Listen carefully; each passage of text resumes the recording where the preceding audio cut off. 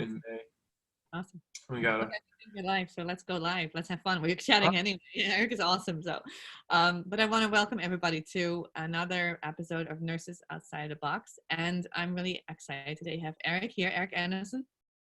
He's a phenomenal ICU nurse, and I'm going to have you introduced soon. And I'm really excited to have him here to talk about all the things he's done recently, also with the Johnson & Johnson Nurse Fellowship. So, Erik, very much welcome. It's so fun to have you here. Really good to see you, Emery. Thanks for having me. You're so welcome. So I would love to hear a little about your story. Can you tell us a little about your story about where did you start and where are you going currently in this whole new innovation that you're doing with Johnson & Johnson? But let's take a little bit to those nurses who are like, well, how do you start this, right? So what's your story? How did you start all of it? It all started in 1990. No, I'm just kidding. That's I went to University of Chapel Hill, University of North Carolina, Chapel Hill. Always been interested in medicine, always kind of been a big nerd, and embraced it fully, and wanted to look at the sciencey fields, and medicine looked interesting and it was helping people, so obviously drawn to that. So went to UNC. End of freshman year, I was thinking, I don't know, I got 3.1, don't know if I'm going to get into med school here right away. Let me choose another major that wouldn't be just bio, that couldn't get me a job anywhere without necessitating further study. So I was looking around, well, nursing is a 4-year degree. It's a bachelor's degree. I can get a job anywhere in the world for the rest of my life, 3 days a week, full-time with benefits, good family work-life balance. Okay, let's do it. So I chose that, did my prereq sophomore year, got in.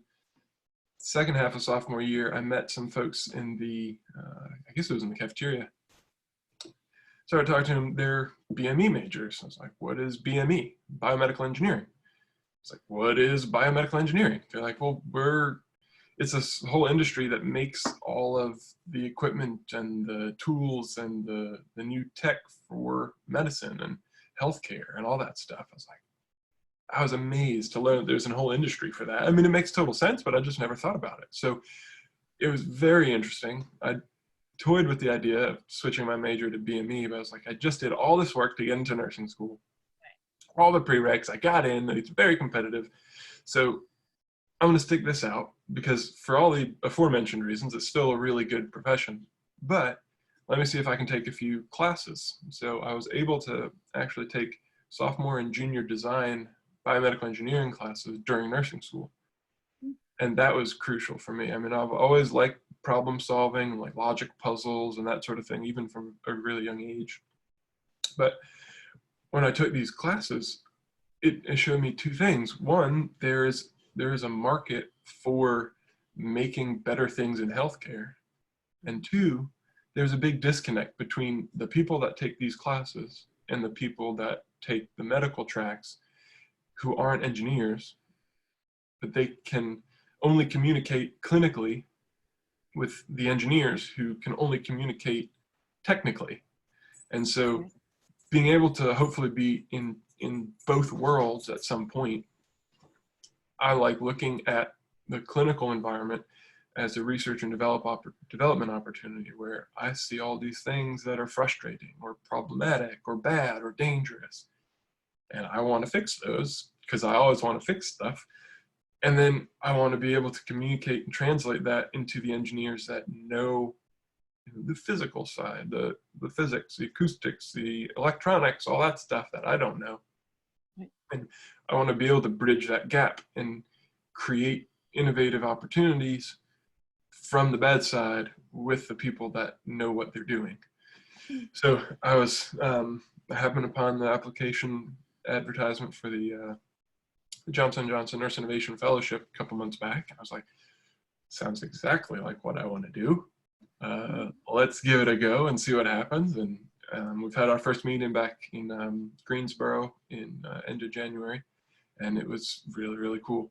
A lot of great folks, very enthusiastic, very similar mindset to me. Many of them are passionate about a particular area and really want to innovate in that space. And I kind of want to take any opportunity to innovate through all of medicine or whatever. And It's going to be a really, really good opportunity the next 2 years. Definitely encourage anybody interested in innovation to look it up, the Johnson & Johnson Nurse Innovation Fellowship. The plan is to have a number of future cohorts as well. So take a look at that. I'm curious. How did you find it? I was on LinkedIn looking for jobs in medical sales because I on my days off, like we were talking about, I sell oil drums to car shops, just 55-gallon drums. So I'm like, well, maybe I could leverage my sales experience and my clinical background and sell medical devices, and then I could work in a medical device company and try to find my way into the R&D or design areas after a little while. But as lucrative as that can be and as fun as it might be, I saw the ad, I was like, well, long term, I think innovation is much more interesting, much bigger future than sales. So here I am. Nice, I love it. How do you think? So it's a little bit unusual what you're doing, right? You're an ICU nurse, and then this is all coming in addition to that. Why do you think it's important to do this? It seems obvious, but I think why is innovation so important, specifically in nursing and also in what you're doing? Well, I have a really hard time accepting that any status quo is the best that it could be. So the idea that whatever we have now is good enough, it doesn't sit well with me. So I'm always looking for opportunities to make it better, and we're not going to make it better because anyone that's been in patient side or clinical side in any healthcare setting, it could be better. It is not perfect at all, not close. So we need some sort of innovation, a lot of innovation, and hopefully I can be part of making that happen. So what's going to look like for you for the next 2 years as you're doing this? Any ideas about what it will look like for you? Well, there's a lot coming. Even personally, we're expecting our first baby in June. Congratulations. So I know that's going to just turn things upside down. Plan is to keep working full time in the ICU and as much as I can keep working doing the oil sales because I do deliveries for that too. So it's a pretty big time commitment.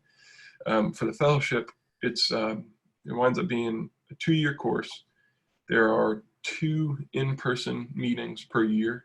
So the whole group, there are 12 in our cohort, 12 fellows get together. We did a couple days in Greensboro 2 months ago.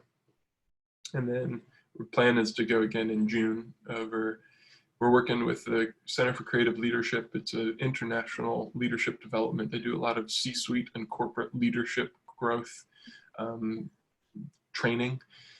So they've got a number of physical locations across the country and internationally. Greensboro is their headquarters, so we had one session there.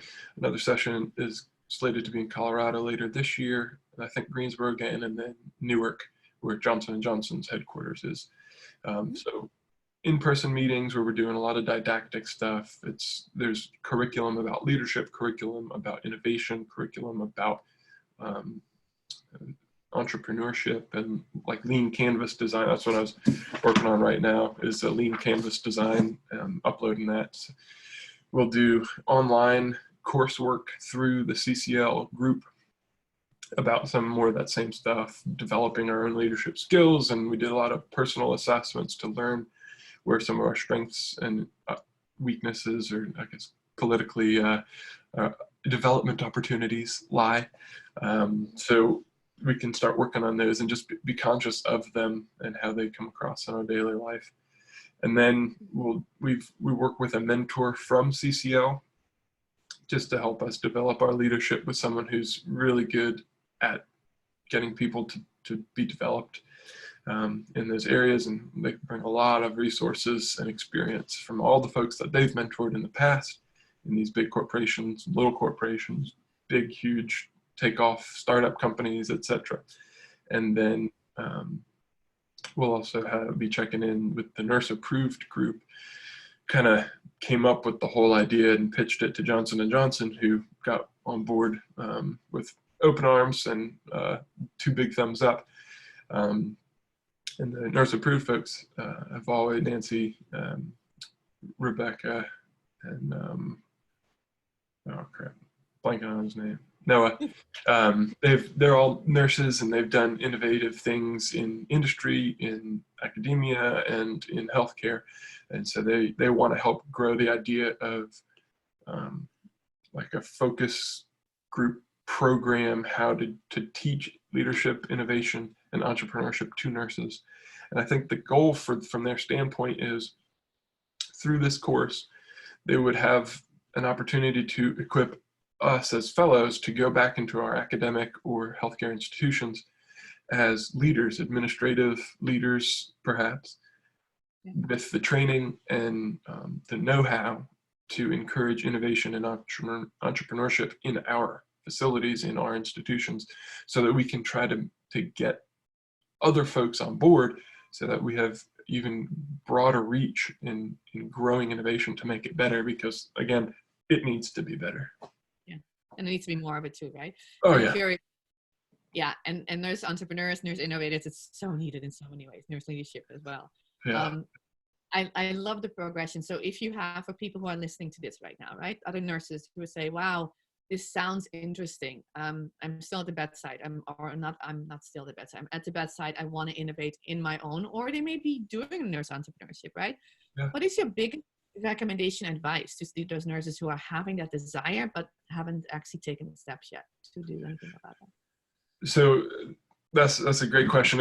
Honestly, it's one of the areas where I really lucked out, because I had the last year or so before I found the fellowship, I was looking for just that.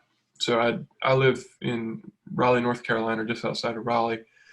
RTP is a big academic and research and commercial area, a big trifecta, a lot of companies, a lot of resources, a lot of medical tech here. I was trying to go and meet and make appointments with and talk to different design companies, medical device companies, state-run organizations for science, biosciences. And so I met a bunch of awesome people, great connections. There was just nothing cohesive that I found yet that kind of brought it all together. So in essence, I was trying to do on my own what this whole fellowship is doing cohesively. So definitely look out for future cohorts. I think it would be huge, very influential if that's something that you're interested in. I think it would be a great opportunity. But also, don't be bashful. Go out and knock on doors. I mean, it seems so crazy, but if you go and talk to a receptionist at a local, if you have one, medical device company, and yeah, there's a tiny little town, well, pretty small town, Apex, North Carolina, and there's one or two medical device companies just in a little industrial plex in a warehouse. And it's so unassuming, but they're out there and they make stuff. If that's something that you're interested, like I like the product side of it, you can go introduce yourself to the receptionist and figure out if there's an engineer there that you need to talk to, or a director or a vice president or something. Go make an appointment and see, tell them, hey, I'm so-and-so, I'm a nurse, I like innovation, I'm intrigued to see what you guys do. Is there any way that I could be involved or help or learn? Because people are willing to cooperate. I mean, they're not necessarily going to be knocking your door down to find you, but if it's something you're interested in, there's no shortage of opportunities to partner or shadow or learn. I mean, who doesn't like to be told, hey, you're doing something that I think is cool, could you tell me about it? Like, anybody would love to talk to you about it. So you may find somebody that, oh, this is a perfect situation. We're just starting to talk about this new product with this new company. We would love a nurse to be involved, to give us your opinion from your clinical background and expertise. Show us what we wouldn't know we're missing. That would be awesome. And then also, I like to tell people what I've been doing since my first biomedical engineering courses that I took during nursing school. Any frustration of your or your coworkers' experience in a hospital, any eye rolls or sighs, like every one of those is an opportunity for something to get better. So, now, sometimes it's just going to be a personality thing, and you can have a very empathetic communication discussion with them about how their day is going. But the bulk of it really is rooted in, why am I doing this again? Or why is it every time I go to use this, it doesn't work right? Like there's that disconnect between engineering and clinical optimization that just doesn't happen with everything. Not everything is Apple designed. Not everything is super user experience oriented. And I think that's the biggest area for growth is taking from dozens and dozens and dozens of different medical device companies that have each done a lot to get devices to be usable, to get to the next step where they're useful and enjoyable, so that people use them correctly and often to get good, documentable, accurate data or therapies that are better experience, less pain, quicker, faster, simple, whatever, for the patient. Huge. Right. So there's so many opportunities everywhere you go. It's just, it may be a little bit of a mindset change to not necessarily a pessimistic, woe is me, I get, this job or this thing is so frustrating, to what could I do about it? Just find one thing and jot down a picture, a new design. Find all the reasons why your design wouldn't work. Find the reasons why it would. How could you get somebody else to be interested in it? Will it make them money? Would it make you money? Would it save money? Would it be safer? Like all those things, that's what they're looking for. And so those are the kind of things that I've always been looking at. And now hopefully with this fellowship, each of the fellows is going to be doing an innovation project. So hopefully I can take one of my ideas and design a prototype and maybe get it to the point where at the end of these 2 years, I'll be able to go out and talk to different medical device companies and say, hey, can you help me make this? Could we do something with this and make some good things happen? I love it. That's the goal, at least. Yeah. So people can find you on LinkedIn, right? I mean, I think that's the best thing, Erik Anderson. And if you type in Johnson Johnson Fellow, at least for the next 2 years, you'll absolutely find you. And that's in I think so as well. So it's easy to find out. So I thank you so much for being here. I would love to interview you again a year or 2 years from now, if that's okay. Oh, that would be really cool. It'd be cool to see where you're going. Cool. Yeah, I don't do enough of that like personal reflection, retrospective stuff. So it would probably be beneficial for me just as much as anyone else. Awesome. Well, thank you so much again for being here. Anybody, let's change the world. Let's change the world of nursing, right? That's all what we're all, nurse outside the box. So thanks again for being here and for being an example of making a difference within nursing, but also within healthcare and with all that you do. Absolutely. Yeah, it's a pleasure to have this discussion with you, Anne-Marie. I appreciate the invitation. And Erik, Erik Anderson, Andersen, on LinkedIn. I can't keep up with all the other things, the stuff and Twitter stuff. I don't know. LinkedIn is good enough for me, at least for now. We'll see what happens. Maybe I'll have to grow that area. I'll learn that during this fellowship, I'm sure. You'll be on all the social media platforms. I don't know. We'll see. Probably not. Yeah. But yeah. They can find you on LinkedIn. So if there's any information. Definitely. Yeah. And if anyone's interested in it, it's the Johnson & Johnson Nurse Innovation Fellowship. They've got a webpage dedicated. There's a couple interviews. Some like Charlene and Liddell. They've put up some interviews that they've done during the fellowship about what we've gone over so far and what they're excited about. So check those out.